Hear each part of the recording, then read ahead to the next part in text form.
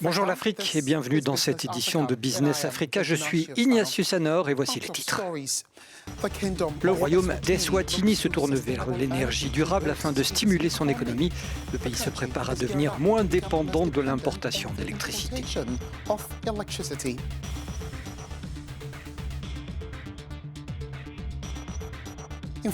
L'inflation panique les consommateurs burundais alors que les prix de certains produits de base grimpent en flèche.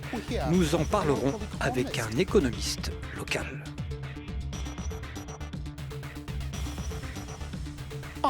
Et enfin, les participants au colloque qui vient de s'achever sur une monnaie commune pour la zone monétaire ouest-africaine plaident en faveur de réformes. Reste qu'il n'y a pas encore d'avancée pour concrétiser l'éco.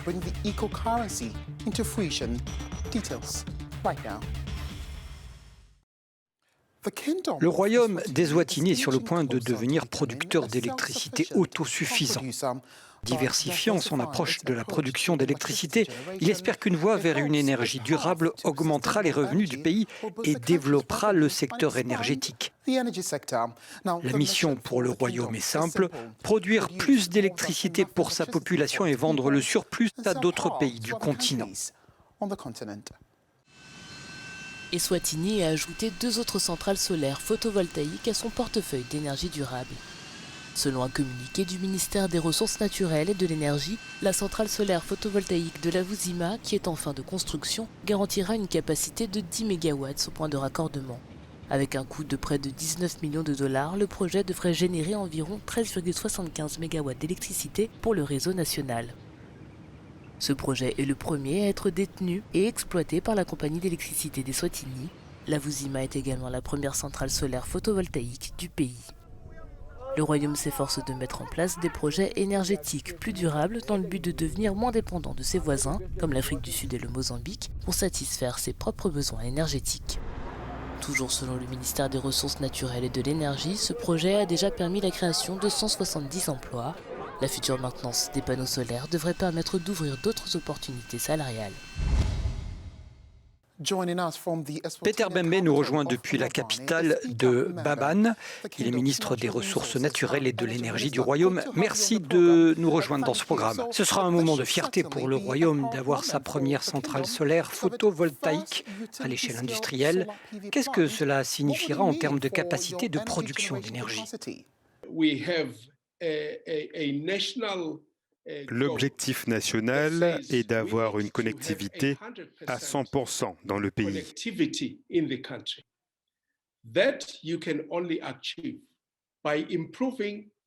On ne peut l'atteindre qu'en améliorant la capacité de production. Nous suivons donc les étapes des pays avancés pour non seulement produire de l'énergie, mais produire une énergie durable.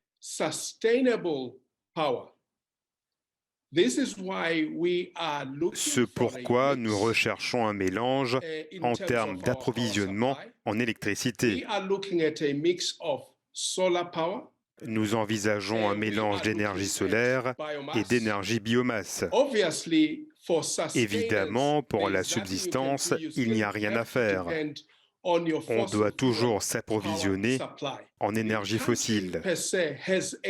C'est pourquoi le pays a mis en place un programme visant à abandonner ces énergies polluantes.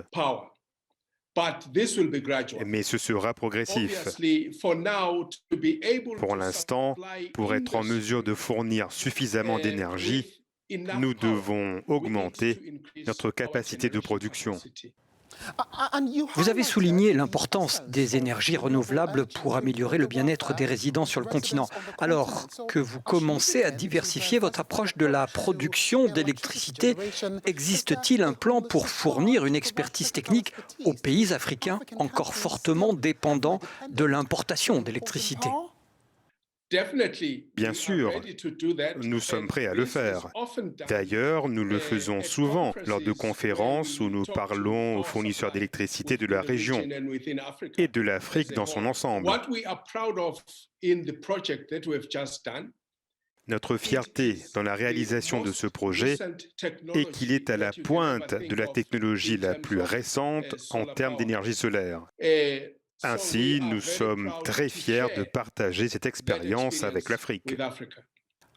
Et vous ne vous arrêtez pas là. Parlez-nous des autres projets renouvelables en cours, de leur coût et de la rapidité de livraison aux habitants d'Eswatini. Nous avons un plan de production à court terme sur une période de 3 ans. Hormis 2020, qui est une année perdue en raison de la pandémie de Covid-19.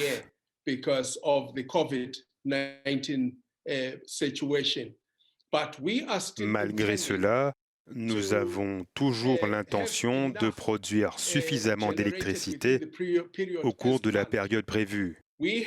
Nous avions prévu une énergie solaire supplémentaire de 40 MW et de l'énergie biomasse de 40 MW, qui devraient tout être réalisé sur une période de 3 ans. Nous visons toujours cet objectif et avons bon espoir de concrétiser ces projets. Merci, ce fut un plaisir de vous avoir au sein de ce programme. Rebonjour et bienvenue au sein de ce programme, je suis Ignatius Anor. L'économie burundaise est sous le choc de la crise sanitaire et comme si cela ne suffisait pas, les habitants sont frustrés par la flambée des prix de certains produits de base. Les longues files d'attente pour acheter des produits comme le sucre, par exemple, sont désormais monnaie courante dans ce pays d'Afrique centrale.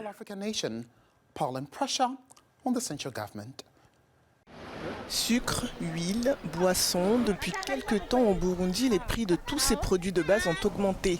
Certains d'entre eux sont même introuvables sur le marché alors qu'ils sont produits localement.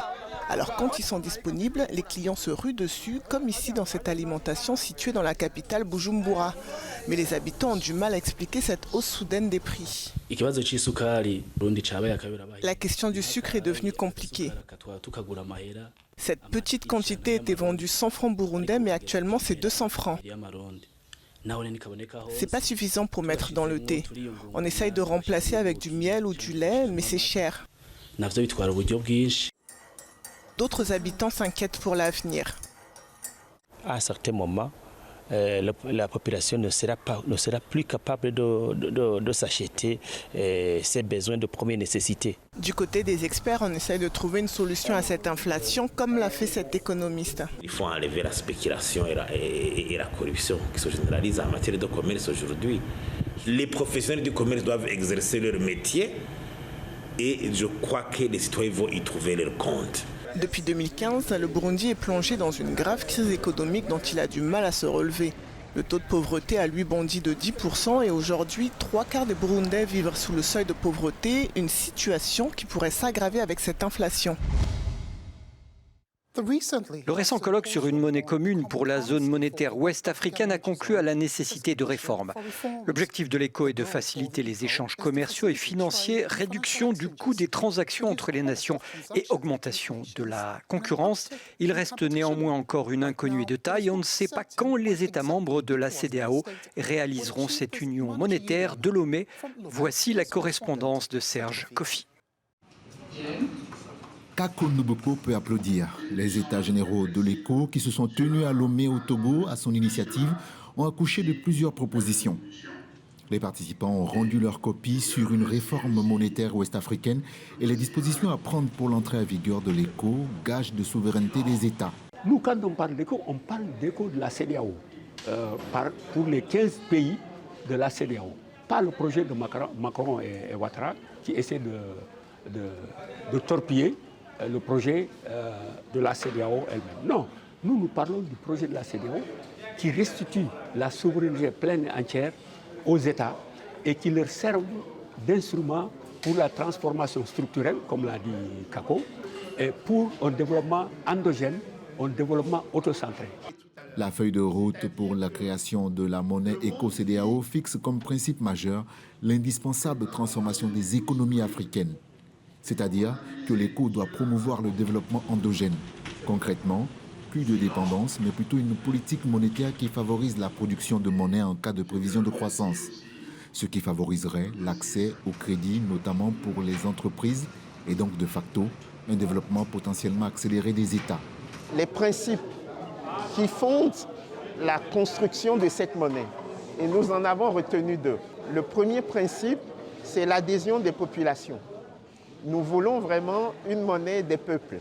Et c'est quelque chose qui nous paraît important parce que nous pensons que le franc CFA, une de ses faiblesses, c'est que c'est la monnaie des élites. Et l'autre principe, c'est vraiment le principe de solidarité qui devrait, selon nous, être illustré par la centralisation des réserves de change. Autre réforme proposée, l'abandon de la garantie du trésor français accordé aux États de l'UEMOA. Mais la feuille de route décidée à Lomé sera soumise à l'approbation des chefs d'État. Voilà, c'est tout pour Business Africa. Vous pouvez faire partie du programme via nos différentes plateformes. Suivez-moi sur Twitter, @IgnatiusAnor. Rendez-vous également sur africanews.com.